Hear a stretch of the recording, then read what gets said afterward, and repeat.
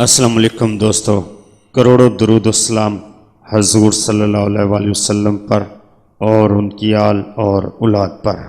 برج دلو والوں کے لیے اکتوبر 2019 کیسا گزرے گا؟ تو دوستو، ویڈیو کو آگے بڑھانے سے پہلے میں تمام دوستوں سے گزارش کروں گا کہ میرے چینل کو سبسکرائب کر لیں۔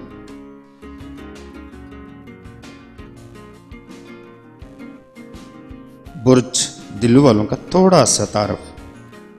برج دلو والے لوگ مہذب، فنکار اور وفادار اور انسان دوست ہوتے ہیں۔ یہ باعمل اور مستحکم طبیعت لوگ ہوتے ہیں۔ ان کے خیالات اعلیٰ ہوتے ہیں اور انسان کی فطرت کا مطالعہ کرنے میں سمجھ بوجھ سے کام لیتے ہیں۔ ان کے اندر ایک عجیب قسم کشش ہوتی ہے جو دوسروں کو اپنی طرف راغب کر لیتی ہے۔ عام دلو افراد ثابت قدم، خاموش، محتاط اور سوچ بچار میں ڈوبا ہوا ہوتا ہے۔ ان میں اکیلے رہنے اور بیٹھنے کی خواہش ہوتی ہے اور یہ تنہائی سے نہیں گھبراتے، کیونکہ اندرونی طور پر ان کے پاس ایسے وسائل ہوتے ہیں کہ اپنے آپ کو تنہائی میں بھی مصروف رکھ سکیں۔ تو دوستو، چلتے ہیں برج دلو والوں کے لیے اکتوبر 2019 کیسا گزرے گا۔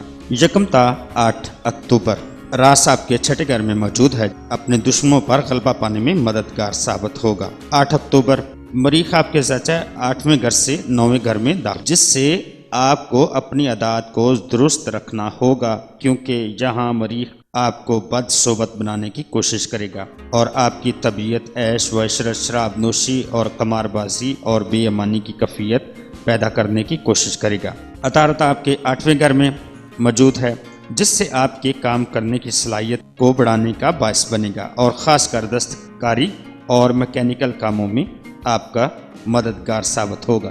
ان ایام میں شمس تربیز زحل کی نظر قائم ہو رہی ہے۔ اس ہفتے جائیداد کی خرید و فروخت میں بھی نقصان ہو سکتا ہے۔ نیا کاروبار شروع فی الحال نہ کریں۔ اگر شروع کرنا ضروری ہے تو پہلے صدقہ لازمی دیں۔ ایک مخلص دوست آپ کی رہنمائی کرے گا، مگر آپ اپنی ضد پر قائم رہنے کی وجہ سے نقصان کر بیٹھیں گے۔ والدین کی جانب سے صدمہ مل سکتا ہے۔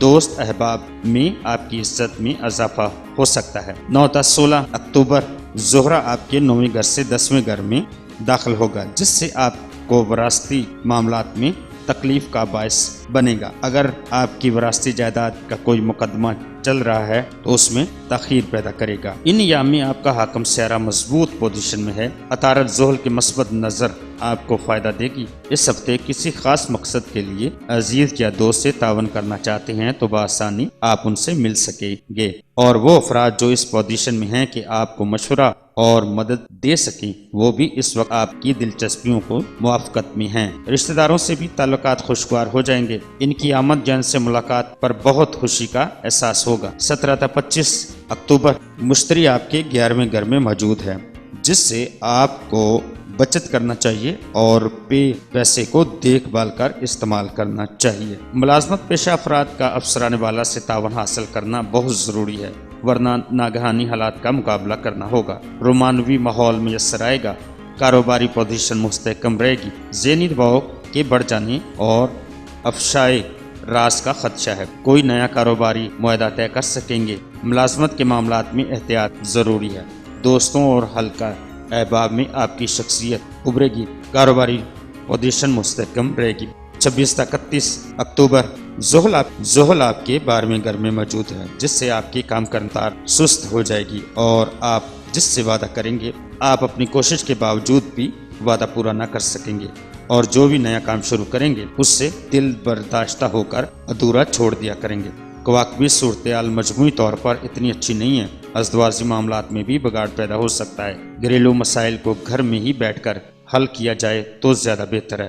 ذہنی اور جسمانی توجہ عملی معاملات کی جانب مائل رہے گی۔ ملازمت کاروباری معاملات بہتر ہوں گے۔ ایک رکا ہوا مسئلہ بھی حل ہو سکتا ہے۔ اطمینان بخش حل مل جانے کا امکان ہے۔